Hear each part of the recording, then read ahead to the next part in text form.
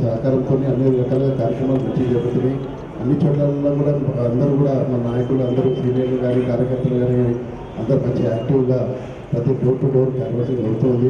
ముఖ్యంగా దీనికి అందరికీ డివిజన్ అధ్యక్షులకి మరియు కార్పొరేటర్లకి మరియు సీనియర్ నాయకులకి కార్యకర్తలు అందరికీ ధన్యవాదాలు.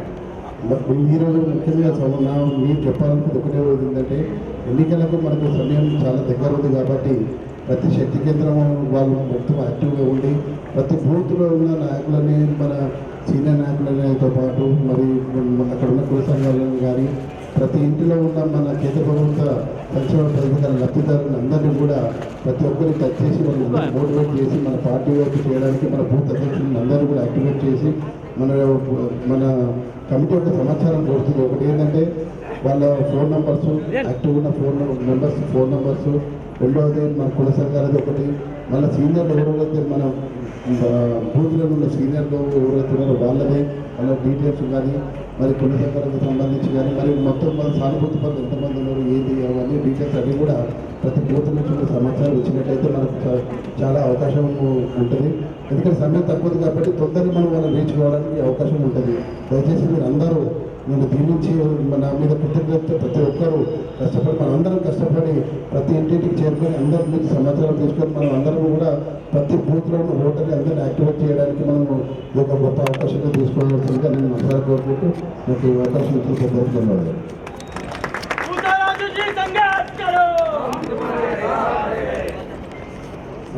ఈరోజు మన ముఖ్య అతిథి అయినటువంటి సదానంద ధర్మరెడ్డి గారు మాట్లాడతారు.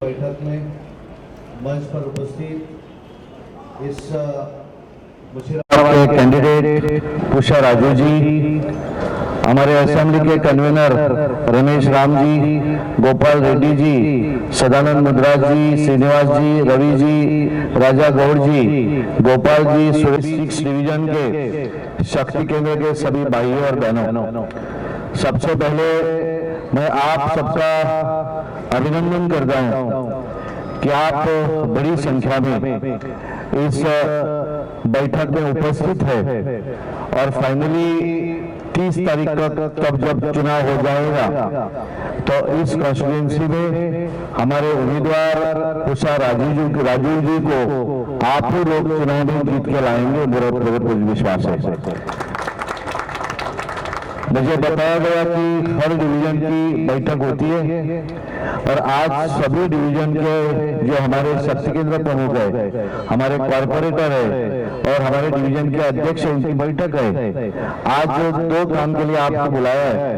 अभी जैसा बोला, कल हमारे महाराष्ट्र के deputy chief minister Devendra Fadnavis ji आ रहे हैं और उनकी उपस्थिति में इस हमारे मुशीराबाद कॉन्स्टिट्यूएंसी की बाइक रैली होंगी और इसकी तैयारी क्या चल रही है और कितना लोगों को हमें जमा करना है, इसके बारे में आज की इस बैठक आप सभी के साथ थी। और जब डिवीजन अध्यक्ष अपना इधर सुना रहे थे कि किस तरह से अपनी डिवीजन में कैंडिडेट का प्रवास हुआ है, हमने पहले प्रचार में लोगों के हम घर गए हैं, हमारे बूथ के कार्यकर्ता सभी घर कैसे जा रहे हैं और प्रचार हम किस तरह किस तक चल रहा है, इसके बारे में सभी ने इधर अपना डिवीजन का रिपोर्ट दिया है और रिपोर्ट तेलुगु में बताया, लेकिन मुझे भी समझ आया कि क्या आप कहना चाहते हैं। मुशीराबाद ये हमारी जीतने वाली कॉन्स्टिट्यूएंसी है और हमारे पास आज तो 20 तारीख है, हमारे पास सिर्फ 8 दिन बाकी है और ये 8 दिनों में हमें अपना क्षेत्र में, मुझे मालूम है कि अलग अलग प्रचार, क्योंकि चुनाव के दिनों में अलग अलग सभाएं हमारे नेता सभी लोग आते हैं, क्योंकि ये चुनाव सिर्फ तेलंगाना का चुनाव नहीं है, पूरा देश इस चुनाव में इन्वॉल्व है। हमारे प्रधानमंत्री जी का 3 रैली थी, लेकिन जिस तरह से सर्वे का रिपोर्ट आ रहा है इस तरह हमारे प्रधानमंत्री जी 3 में से अभी तेलंगाना में 6 सभा एड्रेस करने के लिए प्रधानमंत्री जी आ रहे हैं। हमारे चाहे वो किसी राज्य का मुख्यमंत्री हो या हमारे नेशनल लीडर, सभी लीडर इस तेलंगाना में आ रहे हैं। यानी चुनाव का माहौल तो हो जाएगा। हर दिन अलग अलग, कल हमारे राष्ट्रीय अध्यक्ष थे, परसों हमारे होम मिनिस्टर अमित भाई शाह जी थे, अलग अलग नेता इस चुनाव क्षेत्र में आएंगे, अलग अलग कॉन्स्टिट्यूंसी में भी जाएंगे, योगी आदित्यनाथ भी आएंगे। और ये सब होने के बावजूद भी इधर वातावरण तो हो जाएगा, लेकिन हमें और भी मालूम है वातावरण से वोट नहीं मिलता। वोट लाने के लिए आप लोगों को नीचे जाना पड़ता है, और आप ही लोग हैं जो शक्ति केंद्र प्रमुख, जिनके आधार पर हम सबको बात बताते हैं कि हम ये चुनाव जीतेंगे, क्योंकि हमारे डिवीजन अध्यक्ष का आपके ऊपर भरोसा है, आपके ऊपर हमारा भरोसा है, हमें भरोसा आपके ऊपर, क्योंकि हमें पूरा विश्वास है। क्योंकि नीचे जब हम नीचे हमारे बूथ जो है, किसी हमारे डिवीजन जो इधर 6 डिवीजन अलग अलग, गांधीनगर है, कवड़ी गौड़ा है, फलोकपुर है, रामनगर है, मुशीराबाद है, आदिकमेट है, यानी 6 डिवीजन है। और ये 6 डिवीजन में अलग अलग, इधर एक डिवीजन में 46 बूथ है, उधर करीब 14 हमारे शक्ति केंद्र प्रमुख रहेंगे। और ये शक्ति केंद्र प्रमुख अपना अपना नीचे जो बूथ है, किसी के पास 5 बूथ रहेंगे, किसी के पास 4 बूथ रहेंगे। अपना लक्ष्य होना चाहिए कि मेरा बूथ कैसा हम जीतेंगे, ये चुनाव जीतने की, ये तेलंगाना में हम कैसा जीतेंगे, मुशीराबाद में हम कैसा जीतेंगे, ये चिंता हमें करने की कोई जरूरी नहीं है। हमें चिंता करनी है अपनी बूथ की। हमारे डिवीजन जो अध्यक्ष है उनकी चिंता करनी है कि मेरे बूथ में 46 अगर मेरे बूथ रहे, गांधीनगर में 46 बूथ है, तो डिवीजन अध्यक्ष का यही लक्ष्य होना चाहिए कि मेरे 46 बूथ में कैसा जीतूंगा। और ये इसके ऊपर आपके ऊपर भरोसा रखेगा। हमारे जो शक्ति केंद्र प्रमुख है वो उन्हीं ने यही भरोसा करना चाहिए कि मेरे साथ जो 4 बूथ है वो 4 बूथ में जिताने के लिए क्या करना चाहिए, ये हमें करना चाहिए। और हर बूथ अध्यक्ष का यही काम रहेगा कि मेरा बूथ मुझे जीतना है, मेरा बूथ में सबसे ज्यादा वोट कैसे लाऊंगा, मेरा बूथ में मैक्सिमम वोट्स कैसा आएगा, इसके बारे में चर्चा और इसके बारे में थिंकिंग जो है वो हमारे बूथ अध्यक्ष ने करना चाहिए। और इसके लिए 8 दिन हमारे साथ है। ये 8 दिनों में अगर हम सबने अपनी अपनी बूथ जिताने की कोशिश की, अपने अपने बूथ में हम जीत गए, तो ये चुनाव जीतने में बहुत आसान हो जाएगा। हम बहुत बार लगते कि कैसा जीतेंगे, कोई टेंशन लेने की जरूरी नहीं है। अगर हर कार्यकर्ता ने अपना अपना बूथ जिताने की कोशिश की, ये 8 दिनों में अगर उनको लगता है, आप इधर से जाके जब अपना बूथ अध्यक्ष से बात करते हैं, तब वो बूथ अध्यक्ष से पूछो कि अपना बूथ जिताने के लिए क्या प्रॉब्लम है। बहुत बार ऐसा देखता है कि बूथ अध्यक्ष से बोलता है कितना आएगा वोट, वो बोलता है पिछले टाइम में 400 मिला था, ये टाइम पे 500 मिलेगा, क्योंकि हमारा काम अच्छा है। लेकिन कोई भी बूथ अध्यक्ष वो जो वोटर लिस्ट होता है ना, पढ़ के देखना चाहिए। अगर ये पूरा कार्यकर्ता को लेके, तो वो एग्जैक्टली आपको पता चलेगा कि हमें कितना वोट मिलेगा। जब मैं पूरा पिछले चुनाव का जब मैं रिजल्ट देख रहा था कि हर टाइम में जब ये अपना लोकसभा चुनाव होता है, तो लोकसभा चुनाव में हमें ज्यादा वोट मिलते हैं। लेकिन अगर हम विधानसभा का चुनाव लिए तो विधानसभा में वोटिंग भी कम होती है और वोट भी कम आता है। तो इसलिए हमें चिंता करनी है कि वोट बढ़ाना है। इधर एवरेज वोटिंग जो होती है इस कॉन्स्टिट्यूएंसी में 55%, 50 to 55% तक 55% होता है, यानी 100 में से 55 ही लोग वोटिंग के लिए जाते हैं।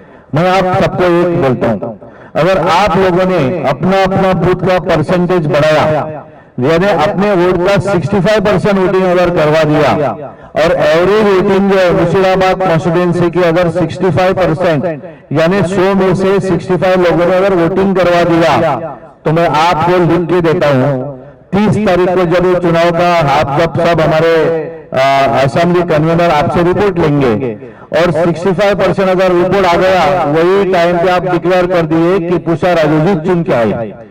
3 तारीख को रहने की कोई जरूरी नहीं है, क्योंकि 10% जो वोट आप बढ़ाएंगे वो वोट आपके माध्यम से भारतीय जनता पार्टी के लिए आएंगे। और इसके लिए हमारी ये जिम्मेदारी है कि अपनी अपनी वोटिंग बूथ पे मैक्सिमम वोटिंग हम कैसा करेंगे। हमारे अलग अलग मोर्चा होते हैं, अलग अलग सेल होते हैं, युवा मोर्चा, महिला मोर्चा, माइनॉरिटी मोर्चा, एससी मोर्चा, बीसी मोर्चा, ये अलग अलग मोर्चा होते हैं, किसान मोर्चा, और अलग अलग सेल भी होते हैं। लेकिन ये सभी लोगों को अभी बूथ में लगाओ, यानी अभी इंडिपेंडेंट कोई नहीं है, क्योंकि पॉलिटिक्स हम कोई एनजीओ नहीं चला रहे हैं, हम कोई क्लब नहीं चला रहे हैं, हम पॉलिटिकल पार्टी के कार्यकर्ता है। और ये पॉलिटिकल कार्यकर्ता का काम क्या होता है कि 5 वर्ष के बाद जब चुनाव होता है, जैसा हमारे बच्चे स्कूल में पढ़ते हैं, उनको परीक्षा देनी पड़ती है और परीक्षा में पास हुए तो ही वो अगले स्टैंडर्ड में जाएंगे, वही होता है। हमारा जो काम है, ये काम का वैल्यूएशन कैसा हो सकता है? ये वैल्यूएशन हम जितना ज्यादा वोट अपने बूथ पे लाएंगे, ये हमारा वैल्यूएशन होता है। आप लोगों को पूरा अधिकार होता है कि तुषार अभी इसे बात करने का, ये हुआ है, ये ज्यादा वोट हमें मिला है, अभी आप ये काम करना चाहिए। और इसके लिए अपनी अपनी बूथ पे बहुत बार ऐसा होता है, हमारे मोर्चा के पदाधिकारी होते हैं, वो बोलते हैं कि मोर्चा का मैं स्टेट सेक्रेटरी हूं, लेकिन अपना बूथ पे वोटिंग कम गिरती है, ये नहीं चलेगा। अगर उसको अगर ज्यादा पोजीशन है तो उसने वो डिवीजन पे, वो बूथ पे भी काम करना पड़ेगा। और ये जिम्मेदारी केवल हमारी शक्ति केंद्र प्रमुख और बूथ अध्यक्ष की नहीं है। जो वो बूथ में रहने वाला कार्यकर्ता, चाहे वो स्टेट प्रेसिडेंट भी हो, उसकी भी जिम्मेदारी होती है कि अपना बूथ जिताना। मैं भी मेरे बूथ का अध्यक्ष, मैं मेरे बूथ का 30 शूटिंग का जिम्मेदारी नहीं लेता हूं। मैं मेरा बूथ अध्यक्ष जब था, क्योंकि मैंने बूथ अध्यक्ष से स्टेट प्रेसिडेंट बना, लेकिन 99 में मैं जब बूथ अध्यक्ष था, तब से मैं बूथ जीतता हूं। आज मैं स्टेट प्रेसिडेंट हूं, फिर भी मेरे पास 30 वोटों की जिम्मेदारी रहती है। जब तक मैं वो 30 वोटिंग मेरे बूथ पे वो लोगों को लाके करता नहीं हूं, तब तक मैं उधर से बाहर निकलता नहीं हूं। जब मेरा 30 वोटिंग जो करने के बाद ही मैं बाकी जगह घूमने जाता हूं।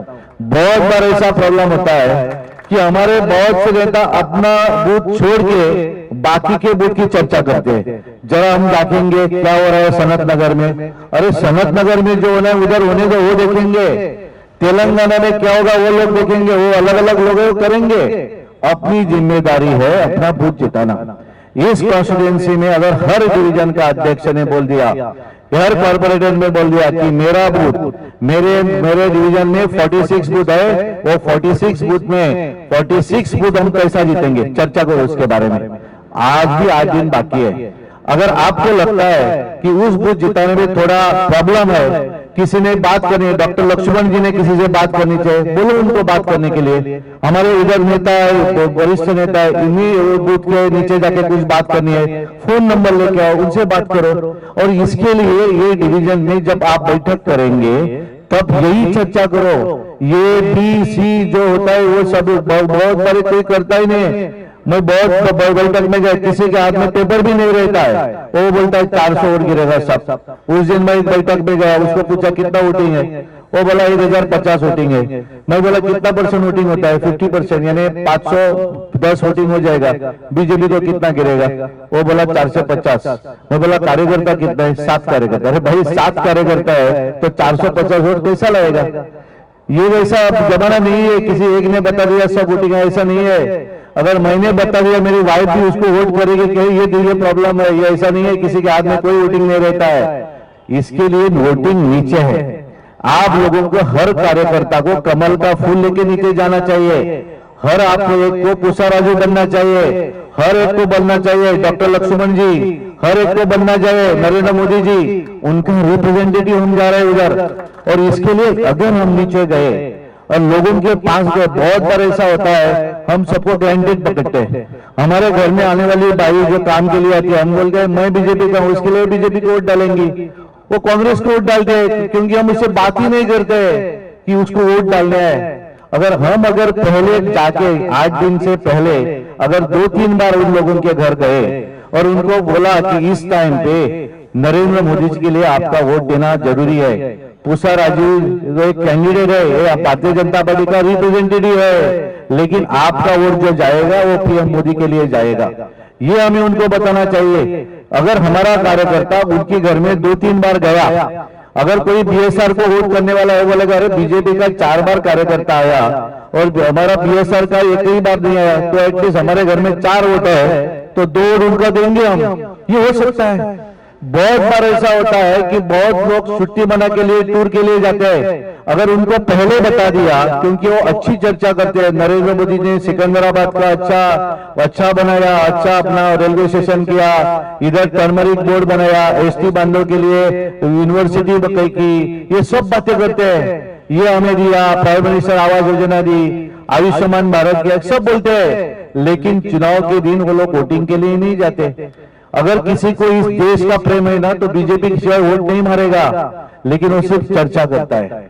लेकिन जिसको इस देश का कुछ पढ़ा ही नहीं है, वो लास्ट मिनट में गांधी के का नोट लेता है और किसी को भी वोट देता है, उसको मालूम ही नहीं क्या कर रहा है वो, लेकिन वो वोट करने जाता है।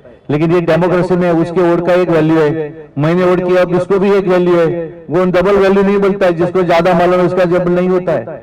और इसके लिए मैं हमारे असेंबली कन्वीनर को रमेश राम जी से यही विनती करता हूं कि आप एक काम कीजिए, हर डिवीजन में कंपटीशन रखो।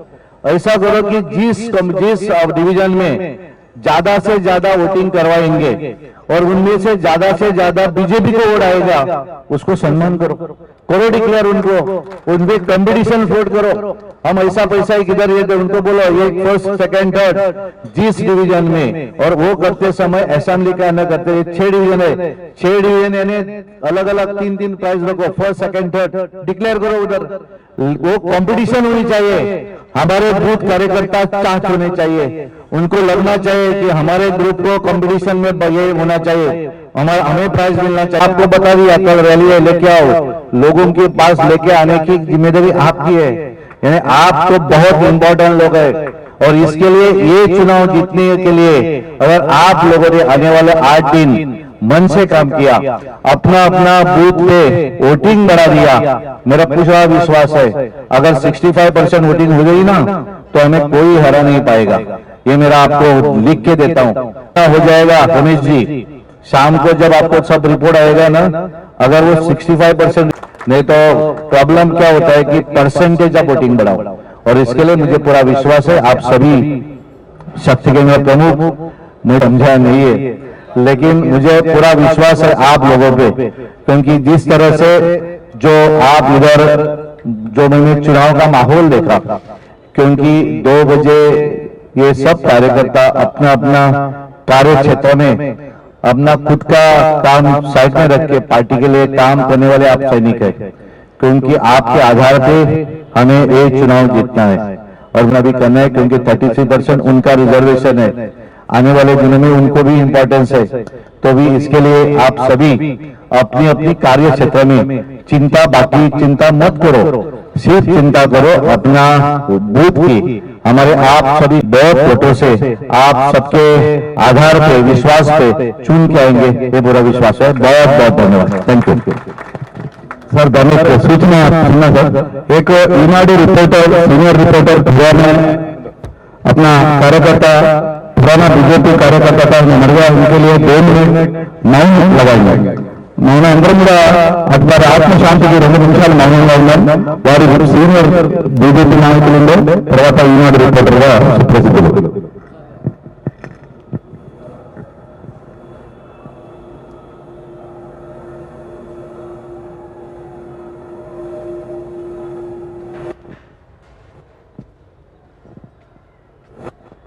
శాంతి శాంతి శాంతి. అందరు కూర్చోవాలి. ఇప్పుడు మన అభ్యర్థి ఎట్లా చేసుకోవాలి, బండ్లు ఎక్కడి నుంచి స్టార్ట్ చేసుకోవాలి, సుమారు 10 గంటల వరకు ఇక్కడికి రావాలి, ఎట్లా ప్లాన్ చేసుకుంటారు అనేది మీరు ఒక్కసారి ఈ డివిజనల్ అందరూ కూడా ఒక దగ్గర కూర్చొని ప్లానింగ్ చేసుకోవాలండి. ఇక్కడ ఉన్న అందరూ శక్తి కేంద్రాలు కాబట్టి మేము ఒక్కొక్క శక్తి కేంద్రాలకు ఎంతమంది రావాలి ఒకటి చర్చించుకోవాలండి. అట్లనే కొంచెం డివిజన్ అధ్యక్షులు కార్పొరేటర్లు సారు ప్రత్యేకంగా మాట్లాడుతూ అంటే డివిజన్ అధ్యక్షులు కార్పొరేటర్ మాట్లాడారు. వెంకటేశ్వర ఫోన్ అక్కడ వాళ్ళ డివిజన్ కాబట్టి ఫోన్ ఇంతతో సమావేశం వచ్చింది. మీరందరూ కూడా ఎన్ని బండ్లు ఎక్కడి నుంచి స్టార్ట్ అవుతుందో ఇక్కడ అనుకుని నాకు చుట్టూ రాసి ఇవ్వాలి, దాన్ని నేను ఏం చేయాలని చేస్తాను. రమేష్ రామన్న గారికి అదేవిధంగా వేదిక మీద ఉన్న పెద్దలందరూ కూడా ఎన్ఆర్పీఎస్ హైదరాబాద్ జిల్లా కమిటీ పక్షాన సామాజిక ఉద్యమ వ్యవస్థలు. నా పేరు పుష్ప గణేష్ మావయ్య, ఉస్మానియా యూనివర్సిటీలో PhD స్కాలర్.